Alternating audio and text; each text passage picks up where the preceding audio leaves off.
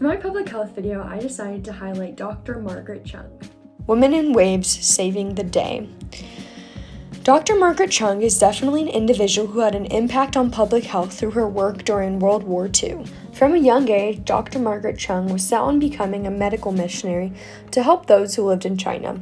She eventually attended medical school at the University of Southern California, but had difficulty fitting in as the only female Asian in her class of white males.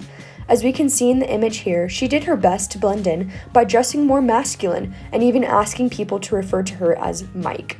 She eventually became the first Chinese American woman doctor, and later in her life, she opened a practice in San Francisco Chinatown as a surgeon and had many celebrity clients.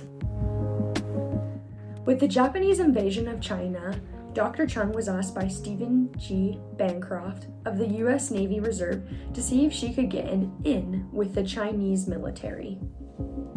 After inviting Bancroft and other military men to her house for dinner, she really hit it off with many of the soldiers.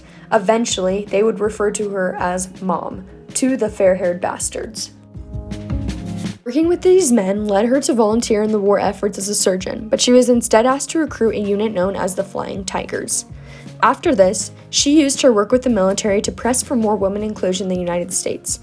Dr. Chung pushed for a change in military acceptance of women through a program later known as Women Accepted for Volunteer Emergency Service, also known as WAVES.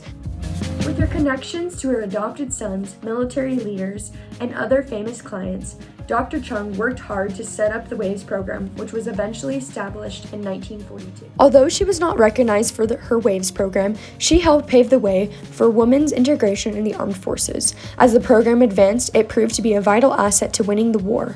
Women throughout the country began to make much-needed contributions to the war. Dr. Chung will forever have an impact on public health through her efforts to open military service to women and even those of different races. The program WAVES was just another piece in the puzzle of women's rights and equality of opportunity.